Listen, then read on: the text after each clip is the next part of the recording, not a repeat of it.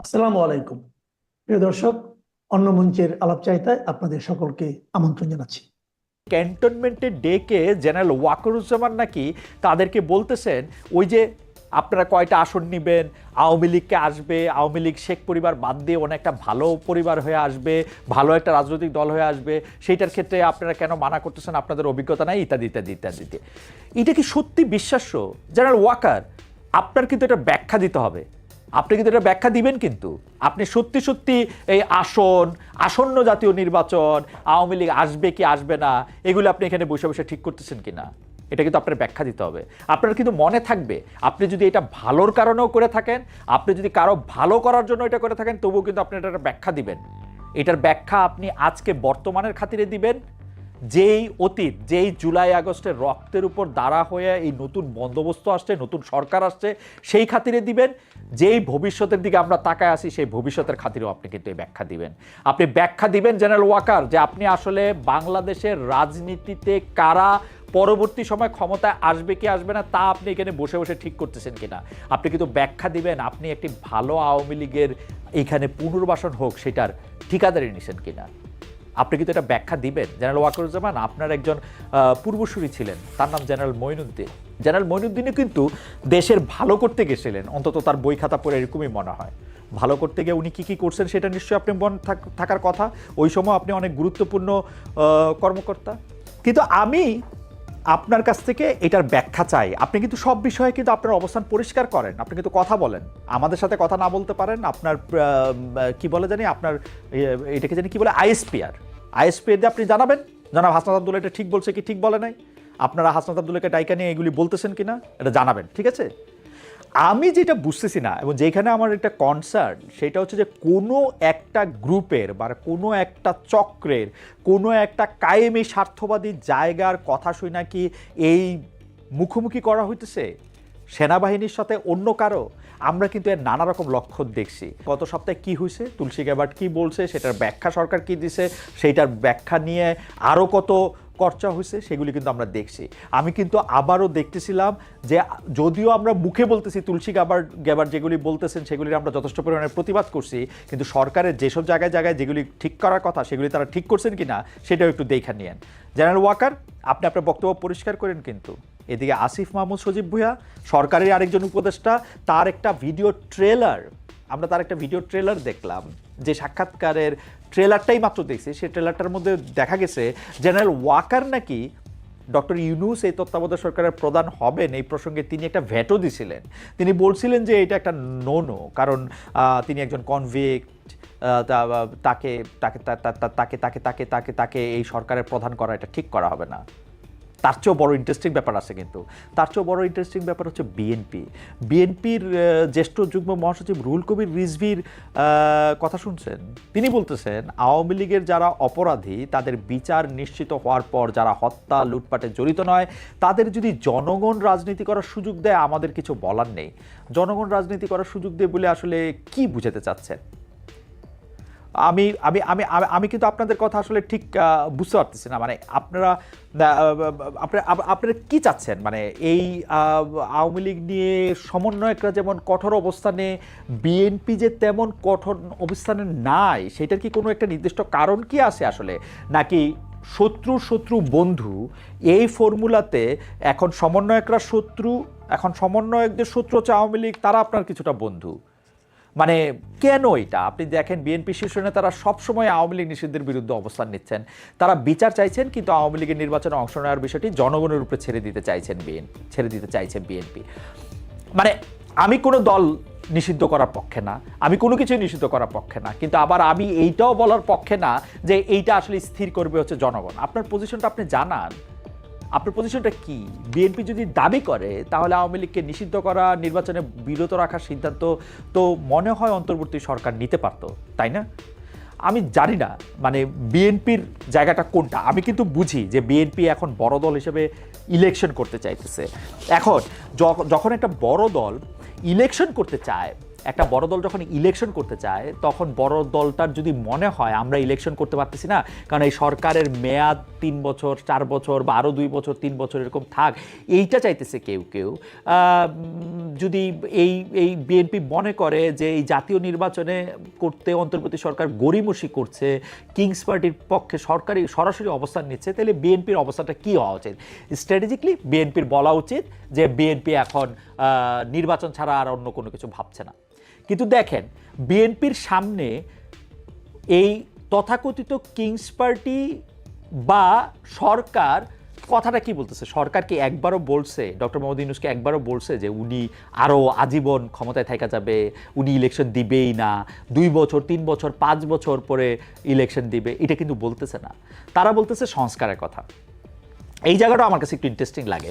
তারা যেসব সংস্কারের কথা বলছে, ধরো দেখ সংবিধান সংস্কারের প্রসঙ্গে আসেন, সংবিধান সংস্কারে আমি ধরে নিলাম প্রফেসর আলী রিয়াজের কমিটি যেই সংবিধান সংস্কারের কথা বলছেন সেই কমিটির মানে কি সোজা কথা বলতে যে তাদের সেই যোগ্যতা আছে কিনা, তারা সেই অভিজ্ঞতা আছে কিনা, তাদের সেই লয়ালিটি এটা আছে কিনা, এটা নিয়ে আপনারা প্রশ্ন তুলতে পারেন। কিন্তু তারা কি এই সংস্কারের মধ্যে এমন কোনো সংস্কারের প্রস্তাব আপনাদের কাছে করেছেন যে এটা আসলে আপনারা মানতেই পারবেন না? তাহলে আপনারা বলে দেন যে হ্যাঁ আমরা এই সংস্কার মানতে রাজি আছি। ডক্টর ইউনূস এটা আহ্বান করেছেন, আপনারা প্রকাশ্যে বলে দেন এই সংস্কার মানতে আপনাদের অসুবিধা কি। অসুবিধা যে আপনাদের আসে সেটা কিন্তু আপনাদের নেতাদের কথা এটা বোঝা যায়। মির্জা আব্বাস কিন্তু কোথাও একটা বলছেন যে আপনি আসলে মানে কোনো সংস্কার আপনারা মানেন না, এবং সংস্কার মানলেও সংস্কার যদি করাও হয় আপনারা ক্ষমতা গেলে সেই সংস্কার বাদ দিয়ে দিবেন। কেন? এই সংস্কারটা যদি এই কারণে করতে তারা বলেন যে আপনি ক্ষমতার একটা ভারসাম্য আনবেন, তা আনেন ক্ষমতার মধ্যে ভারসাম্য। ক্ষমতার মধ্যে ভারসাম্য আনতে অসুবিধা কি? ক্ষমতার মধ্যে ভারসাম্য আনার জন্য যে সংস্কার, সেই সংস্কার মেনে নিতে অসুবিধাটা কোথায়? এটা একটা কুইজ না? অন্যদিকে আবার দেখেন, এই যে মুখে যাই বলা হোক, এই যে ধরেন জাতীয় নাগরিক পার্টি কি কথা বলে এই মূল ইলেকশনটা পিছাইতে চেষ্টা করতেছেন? তারা বলতেছেন যে আসলে ইলেকশনটা করার মতো পুলিশ বাহিনী কি সরাসরি এই অবস্থানে আছেন? তারা বলতে চেষ্টা করতেছেন যে এটার মধ্যে কি সবার নিরাপত্তা দেওয়া সম্ভব হবে? তার আগে কি আসলে গণপরিষদ নির্বাচন করে নিতে হবে? বা এই নির্বাচন কমিশনের সার্চ কমিটি তো হয়েছিল শেখ হাসিনার আইন মেনে, তো শেখ হাসিনার আইন মেনে সার্চ কমিটি হয়েছে, তো কি হয়েছে? নির্বাচন কমিশনটা শেখ হাসিনা যে আইন করে গেছে সেই আইনে নির্বাচন কমিশন করে গেলে কি নির্বাচন কমিশনের মাধ্যমে ইলেকশন ম্যানিপুলেশন করা সম্ভব? আর যদি এটা সম্ভব হয় তাহলে সেই ম্যানিপুলেশনটা কে করবে? দলে তো আছেন আপনারা, এবং আপনারা যাকে নিয়োগ দিয়েছেন বলে সে নিজের মুখে স্বীকার করছেন সে ডক্টর মোহাম্মদ ইউনূস। তো আপনারা তো অবশ্যই সবার আগে আপনারা চাইবেন যে ইলেকশনটা হোক, যদি ম্যানিপুলেশনও হয়। কি জন্য আপনারা এটা মানা করতেছে সেটাও বুঝতেছি না। বিএনপি কেন সংস্কারের কথা উঠলে বিএনপির গায়ে জ্বর আসে সেটাও বুঝতেছি না। মানে এই যে আপনারা একটা ঝগড়া মারামারি একটা এমন অবস্থা সৃষ্টি করে রাখছেন, সেটা কেন সেটাও আমি বুঝতেছি না। আমারে আপনি কইতে পারেন যে আমি অত্যন্ত সরলভাবে এগুলি বলে যাচ্ছি, এর ভিতরে ভিতরে অনেক কথা আছে।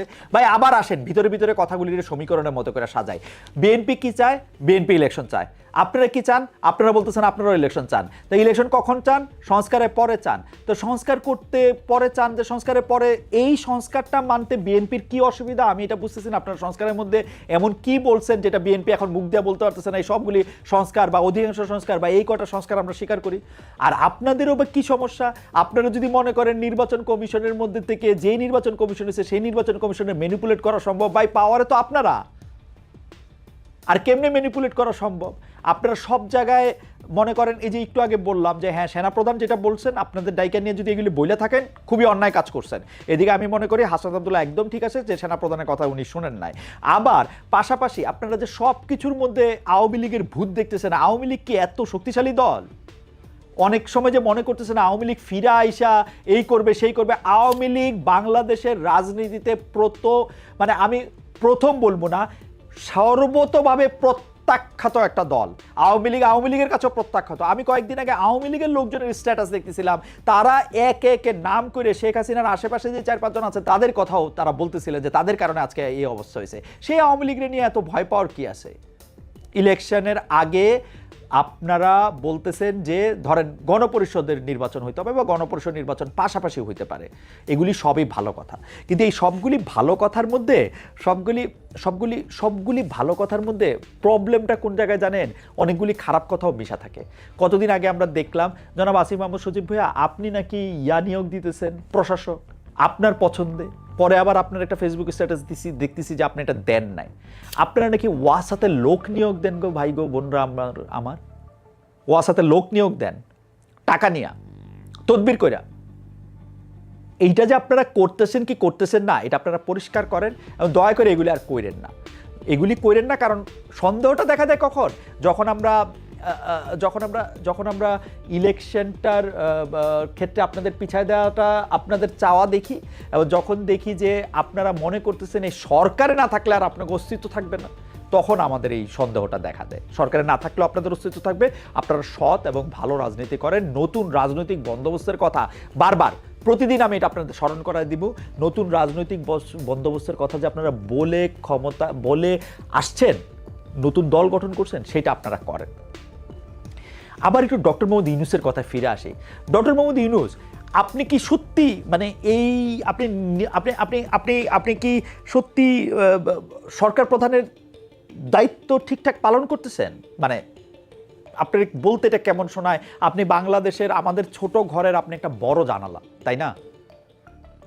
আপনি আমাদের আমি তো এটা বারবার সাক্ষ্য দেই যে আপনাকে নিয়ে আমি সারা পৃথিবীর মানুষের যত আগ্রহ দেখছি, এরকম কোনো বাংলাদেশি কোনো বাঙালির নিয়ে এত আগ্রহ আমি দেখি নাই। ডেফিনেটলি আরও যে নোবেল প্রাইজ পাইছেন আমাদের অন্য বাঙালি লোকজন, ধরেন অমর্ত্য সেন, অভিজিৎ সাহেব, তাদের কেউ কিন্তু আপনার ধারে কাছেও নাই। তো আপনার কি হয় আপনি আমাকে একটু বলেন তো।